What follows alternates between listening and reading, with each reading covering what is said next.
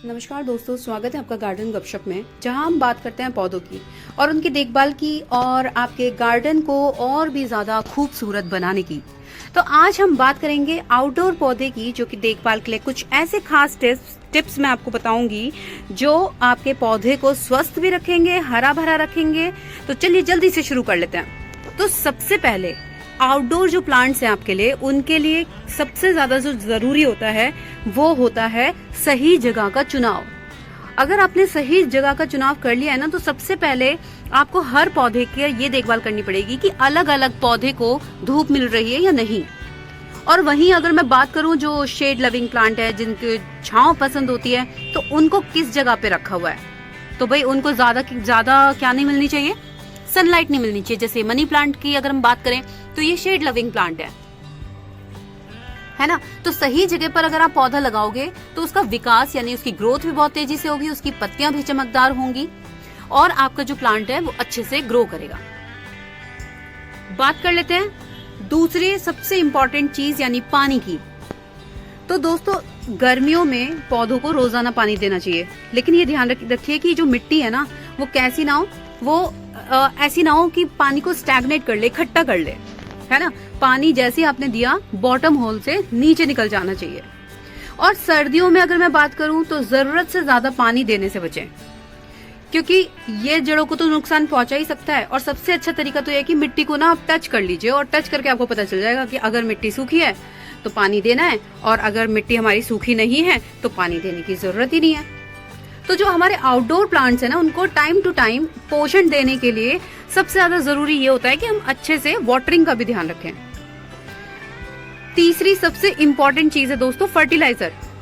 जो आपके outdoor plants हैं, महीने में एक बारी उनको आप ऑर्गेनिक खाद जैसे कि वर्मी कंपोस्ट हो गया, गोबर की खाद हो गया, नीम खली हो गया, सरसों की खली हो गया, आप अपने पौधों को दे सकते हैं। लेकिन ध्यान रखिए, खाद डालने के बाद मिट्टी को हल्का सा पानी जरूर दें, ताकि जितने भी इंपॉर्टेंट तत्व हैं या न्यूट्रिएंट्स हम कह लीजिए, जड़ों तक पहुंच सकें। अब बात कर लेते हैं चौथे टिप्स की, जो है पेस्ट कंट्रोल के लिए, यानी कि कीटों से बचाव करने के लिए।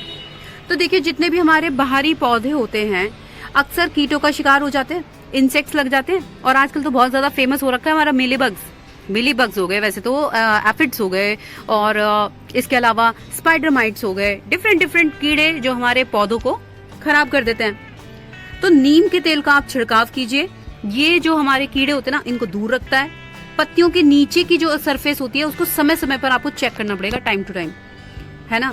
और अगर फंगस लग जाए तो देखिए सल्फर वाला स्प्रे लगाना बहुत जरूरी है, अदरवाइज जो हमारे फ्लावरिंग वाले प्लांट्स होते हैं ना, उनमें सबसे ज्यादा इन चीजों का अटैक होता है।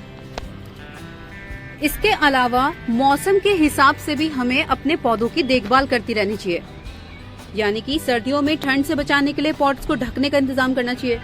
या ऐसा कर लीजिए, जैसे देखिए मैंने कर रखा है, यहाँ पे मल्चिंग का काम करते हैं। जो हमारे सूखे भूखे पत्ते होते हैं, तो ढक दीजिए ऊपर की मिट्टी को, ताकि हमारा जो पौधा है ना उसके आसपास का थोड़ा सा एनवायरनमेंट एटलीस्ट ठीक हो जाए। इसके अलावा बारिश में पानी जमने से बचाने के लिए गमलों के अंदर ड्रेनेज सिस्टम बहुत अच्छा होना चाहिए। अगर ड्रेनेज सिस्टम अच्छा होगा ना दोस्तों, तो बहुत अच्छे से हमारे पौधे की ग्रोथ चलेगी।